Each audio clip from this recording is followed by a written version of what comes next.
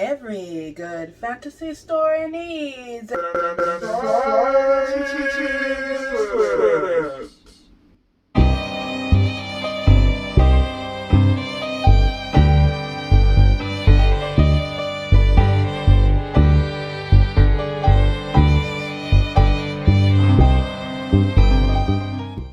Hello, my lovelies. I am Madam Crystal Butterfly, and if you have been watching my channel and just loving all these videos I keep on rolling on out, please leave me a comment, and if you have not yet, slap that subscribe button like it owes you money. And don't forget to give that little notification bell a ring. Alrighty, that is enough of all the dillies to the dallies. Let's get to the good stuff. So, my lovelies, in a work of fiction, the inciting incident is what gets the party started in a story. Now, what I mean by that is basically the inciting incident is that moment in a story that knocks the protagonist out of their daily routine and sparks that moment that gets the story's plot rolling. It's also necessary for the narrative hook to kick in. To give all of you an example of what I am referring to, let's take a look at the audiobook called The Millionaire's Accidental Bride. Sometimes in stories, the inciting incident can happen practically right away, just to get the audience intrigued enough to follow the character through the story. But most of the time, you're going to want to have a little pre-setup so that you can have your audience get invested in the character enough to care about what happens to your protagonist and other characters when the inciting incident happens. In The Millionaire's Accidental Bride, the way the author set things up for the inciting incident to occur starts out like this. So, you have this supermodel named Emma who got sloppy drunk at her bachelorette party and is now sleeping off her hangover after her fiance brought her back to the hotel room that they're staying in because they're getting married in the morning. But Emma suddenly wakes up from her drunken slumber to see her fiance kissing another model. And she knows who this model is. Now, Emma does not make the two aware that she is awake and she sees them kissing and about to get dirty.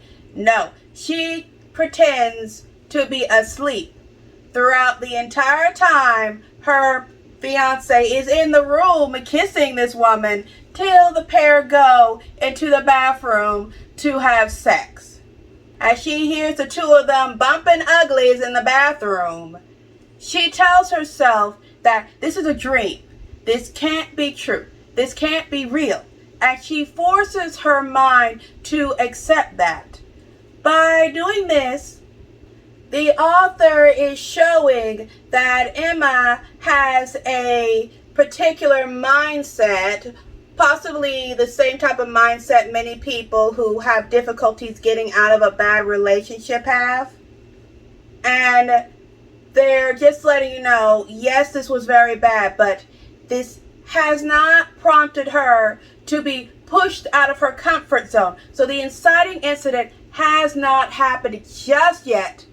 Now, moments like this either mean that the author is ready to jump into the inciting incident and show you guys what the final straw was that made the protagonist say, I've got to go and do this. Time for this story to get rolling. Or the author can actually drag it out a little bit.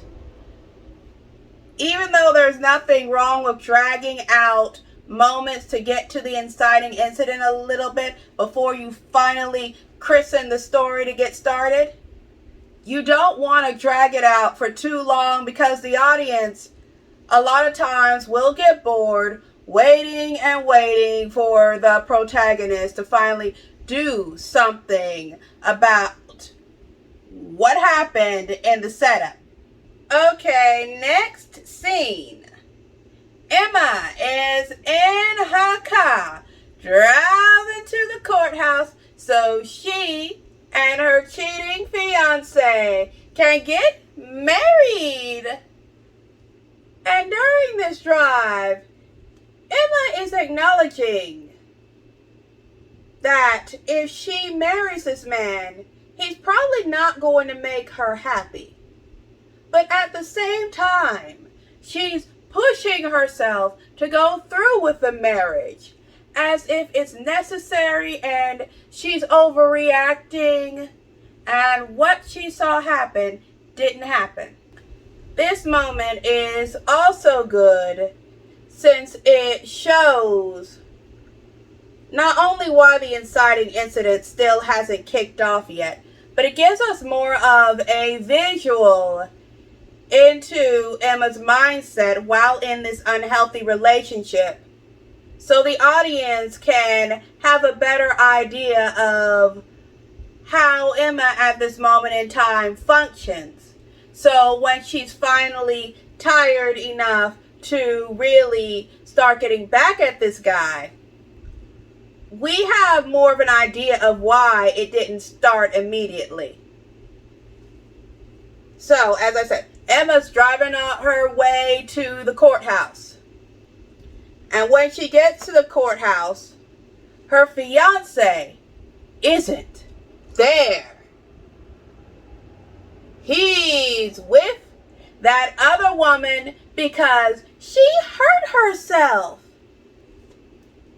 And instead of being all like, well, she hurt herself, I'm gonna be here for like such and such a time, I'll be at the courthouse pretty soon and we can get married. He's like, this is more important.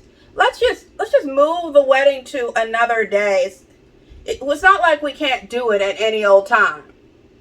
The signaling to her how much he doesn't really give two poops about her.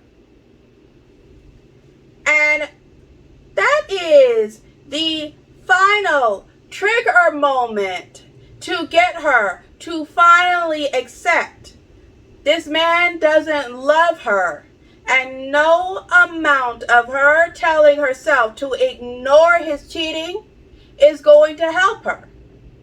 What she needs to do is start showing initiative and start taking this fool down. As all of you most likely guessed the second I said take him down, it means the inciting incident has happened and she is ready to get out of her routine, away from her comfort zone, and get this story rolling. And in Emma's case, she gets the story rolling when she notices a man who is upset because he needs to get married and the woman he, I guess, hired or made an arrangement with to marry him has not shown up. And she takes advantage of that to go ahead and get married that day because she decided, you know what? I'm at the courthouse, I'm getting married, and after I get married, I'm doing some revenge. And that, my lovelies, is one way you can set up for your inciting incident to happen. But as I said earlier, you can do setup for your inciting incident and even have it last a couple of chapters in your book, as long as you make sure, one, to add little things to keep the audience intrigued while they're waiting for the inciting incident to occur. And you do not make it like 30 chapters or 20 chapters before you let your inciting incident happen. All right, my lovelies, with that, this video is a wrap. Now, if you please, come with me as we dance into a world of magic.